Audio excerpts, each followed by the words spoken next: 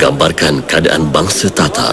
Seorang penulis Rusia pernah berkata, "Kerana kesilapan kita, satu bangsa telah datang ke sini. Tiada siapa tahu identiti mereka, dari mana mereka datang, apa agama mereka. Tetapi mereka digelar bangsa Tatar. Orang-orang yang berkuda ini datang dari timur, muncul dengan tiba-tiba, menduduki dan memerintah Rusia selama hampir 250 tahun.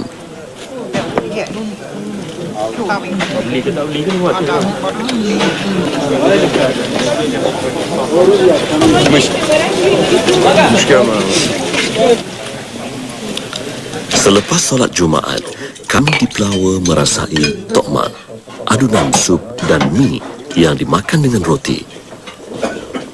Menurut mereka, kebiasaannya menu bangsa Tatar ini disediakan pada hari Jumaat atau semasa perayaan.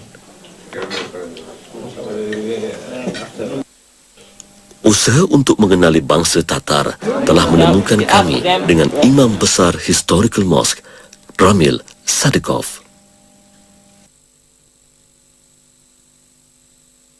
В Москве основная община мусульман – это татары, которые здесь живут уже веками на протяжении... Orang-orang berbangsa Tatar Muslim yang mula membina masjid ini di Moskow.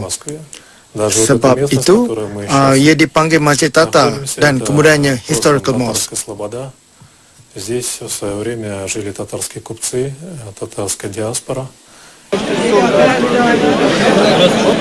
Di awal tahun 1990-an, umat Islam Moskow hanya mempunyai sebuah masjid, Sobornaya Mosque. Namun selepas kejatuhan Kesatuan Soviet, masjid bersejarah itu kembali berfungsi. Сохранили ислам, несмотря на то, что даже во время коммунистов были гонения на мусульман. Имамов расстреливали. Zaman Kesatuan Soviet, orang-orang Islam membaca ayat Al-Quran secara sembunyi-sembunyi dan tiada solat Jumaat diadakan di masjid ini. Sehinggalah selepas kejatuhan Kesatuan Soviet. Мечеть была в 1939 году закрыта. И здесь во время коммунистического режима была типография, военкомат. Потом уже с оттепелью, с перестройкой, которую начал Горбачев, в 1993 году мечеть заново открыли. Ketika Historical Mosque ini dibina, Gubernur Jeneral Rusia mengarahkan supaya ia dibina menyerupai bangunan kediaman dan tidak dipanggil masjid. Historical Mosque yang dapat dilihat pada hari ini adalah bentuk yang diubah suai pada tahun 1881. Keadaan umat Islam Tatar ketika era Soviet dan selepas kejatuhannya dapat ditelusuri apabila kami bertemu dengan warga emas berbangsa Tatar, Haydar Abi, 80 tahun.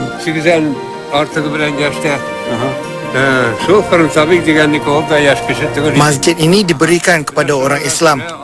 Ia telah dibina semula pada hari pertama bulan Ramadan. Alhamdulillah, selepas itu ramai orang Islam berkunjung dan solat di sini. Sebelum masjid ini diberikan kepada orang Islam, ada 5 orang diberikan tanggungjawab mentadbir masjid ini selama 5 tahun. Dan Alhamdulillah, semuanya berubah selepas zaman pemerintahan Mikhail Gorbachev. Selametlik versin Gorbachev zamanı girdi. Şunlarga indi erkinlik bilen bütün haller ışıklar açıldı. İlim yagına bulsun, ibadet yagına bulsun. Elhamdülillah Tatar halkına bu ışıklar açıldı. İyi Müslüman halkına. Müslüman halkına çalındı.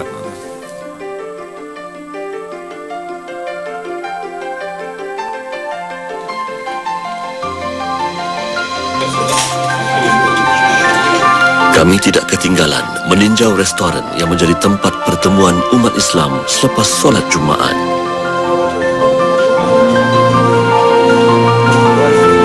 Menurut masyarakat Islam tempatan, jika ingin mencari daging halal di Moskow, hanya 2 lokasi yang harus dituju. Restoran berdekatan masjid atau mengunjungi tempat sembelihan di kawasan penempatan Islam.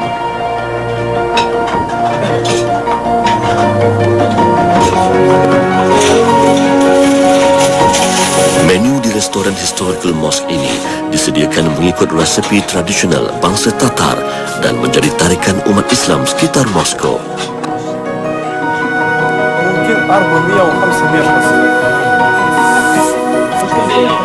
Hari Jumaat adalah hari yang paling sibuk dan mendapat sambutan amat menggalakkan di kalangan umat Islam.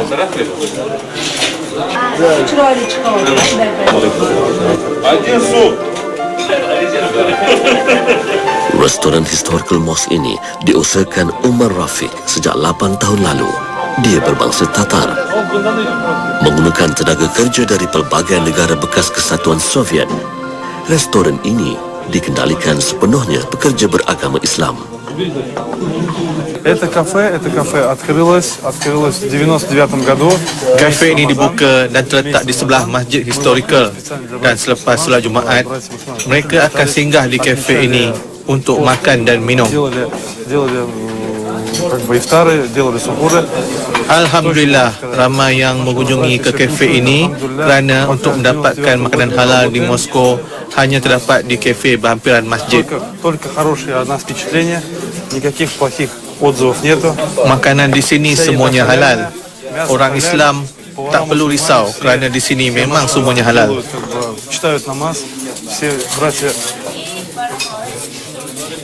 Pelbagai raut wajah dapat dilihat daripada pengunjung restoran ini yang berhijrah ke Moskow bagi mencari pekerjaan. Yang pasti, cita rasa makanan mereka adalah sama, menu bangsa Tatar. Это наш брат Улбек, он у нас поваром работает. Можете с ним познакомиться, можете спросить у него, вопросы задать ему. На суп. Это делает.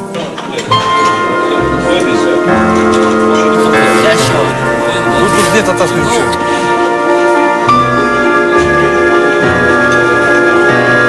Это кафе было открыто моей мамой. К сожалению, в 2002 году. Ibu saya adalah orang yang bertanggungjawab membuka kafe ini. Semua makanan di sini adalah resepi ibu saya. Alhamdulillah, sejak mula dibuka, ia mendapat terikat ramai orang Islam datang ke sini. Sekarang, saya pula menguruskan kafe ini dan pekerja di sini juga, majoritinya terdiri pada orang Islam. Это мой зять Алишер, он женат на моей сестре. Untuk mendapatkan bekalan daging lembu dan ayam, Umar Rafiq menempahnya dari seorang Muslim di pinggir Moskow pada setiap hari.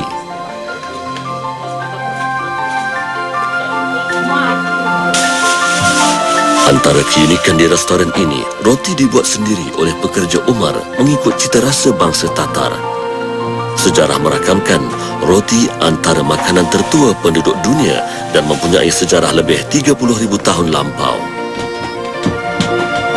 Vladimir Lenin dan Parti Bolshevik pernah menagih sokongan rakyat dengan slogan Peace, Land and Bread, keamanan, tanah dan roti.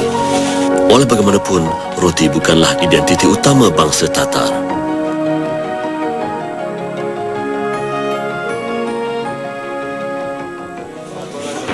Pencarian mengenali identiti bangsa Tatar masih lagi belum berakhir. Kekeliruan identiti mereka masih lagi menjadi tanda tanya.